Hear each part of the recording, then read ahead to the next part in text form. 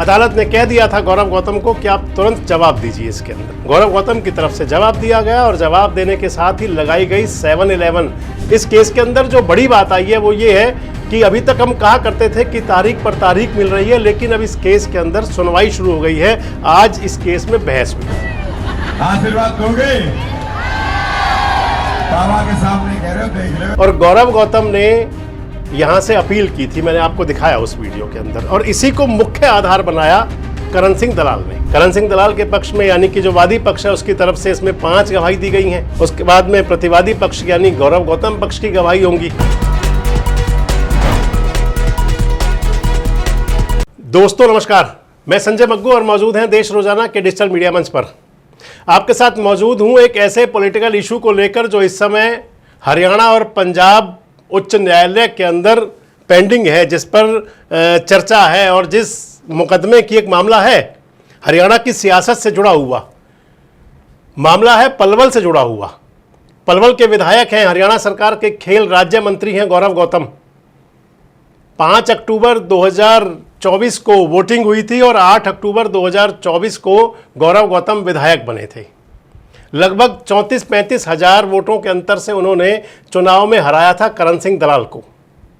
और चुनाव हारने के लगभग 1 महीने बाद करण सिंह दलाल ने हरियाणा और पंजाब उच्च न्यायालय के अंदर एक पिटीशन दायर की थी, याचिका दायर की थी। और उस याचिका में करण सिंह दलाल ने आरोप लगाया था कि चुनाव के दौरान गौरव गौतम ने जो इलेक्शन की करप्ट प्रैक्टिस होती है, तो करण दलाल ने आरोप लगाया था कि गौरव गौतम ने चुनावी भ्रष्टाचार किया और उस मामले को लेकर के पिटीशन दायर की हरियाणा और पंजाब उच्च न्यायालय के अंदर। उस पिटीशन के अंदर एक नया मोड़ आया था मार्च 2025 में, क्योंकि नवंबर में वो पिटीशन दायर हुई और मार्च 25 तक उसके अंदर गौरव गौतम की तरफ से जवाब नहीं दिया गया था। जब जवाब नहीं दिया गया था तो अदालत ने इसका संज्ञान लिया था। आपको ध्यान होगा अचानक से ये सारा जो केस था ये मार्च में एकदम से चर्चा में आया तेजी से। अदालत ने कह दिया था गौरव गौतम को कि आप तुरंत जवाब दीजिए इसके अंदर।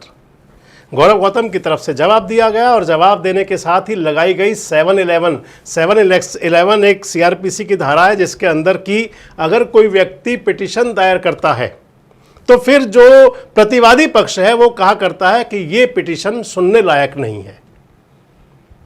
इस वीडियो में मैं आपसे सारी बात शेयर करूंगा। हालांकि पहले भी हमने आपके साथ कई वीडियो शेयर किए हैं, आप हमारे यूट्यूब चैनल पर और फेसबुक पेज पर जाकर देख भी सकते हैं। लेकिन क्योंकि ताज़ा जो अपडेट है इस केस के अंदर जो बड़ी बात आई है वो ये है कि अभी तक हम कहा करते थे कि तारीख पर तारीख मिल रही है, लेकिन अब इस केस के अंदर सुनवाई शुरू हो गई है। आज इस केस में बहस हुई। तो पहले तो आपको बता दूं कि ये मामला क्या था, करण सिंह दलाल ने क्यों चुनौती दी थी, किस आधार पर करण सिंह दलाल ने कहा था कि ये चुनावी भ्रष्टाचार था। चुनाव से पहले यानी कि वोटिंग से पहले पलवल के अंदर एक कीर्तन हुआ था, सत्संग कह सकते हैं जिसको, जागरण कह सकते हैं, श्याम बाबा का जागरण, जिसकी फुटेज बहुत चर्चाओं में रही। मैंने आपको कई बार पहले भी दिखाई, आज फिर दिखाते हैं, आप देख लीजिए।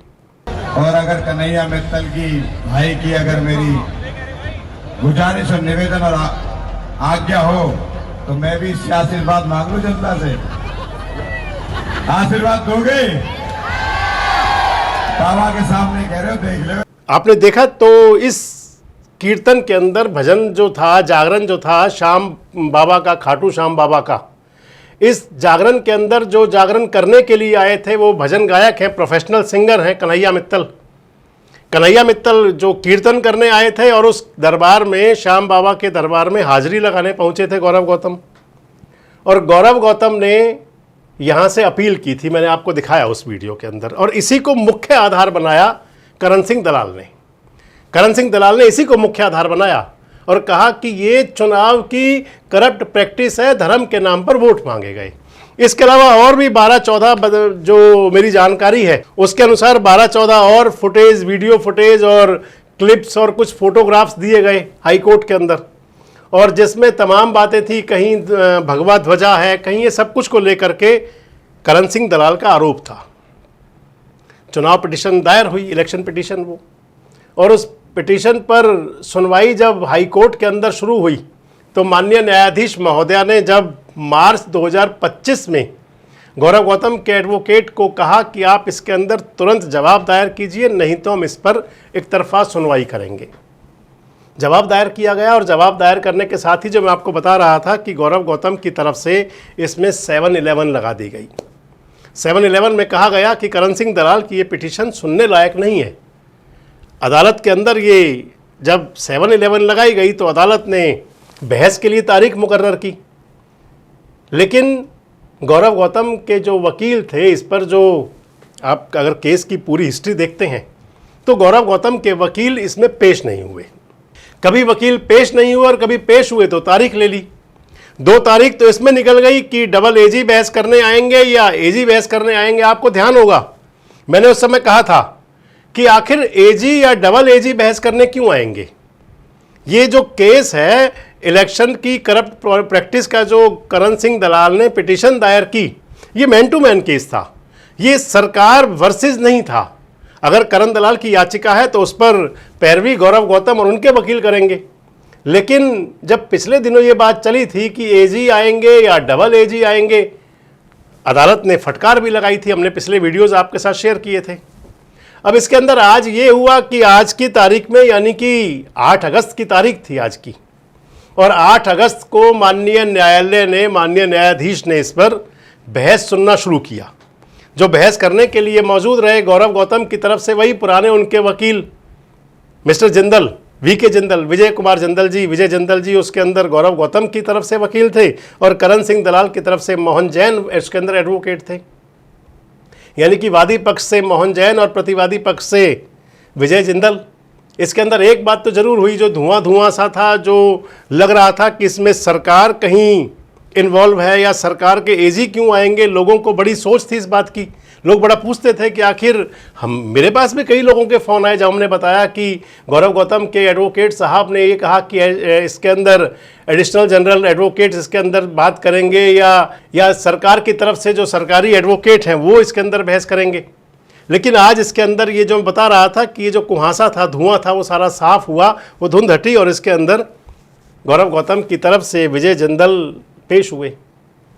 माननीय न्यायाधीश ने आज इस पर सुनवाई की और न्यायाधीश ने इसके अंदर, अदालत ने 26 तारीख अब लगा दी है, 26 अगस्त।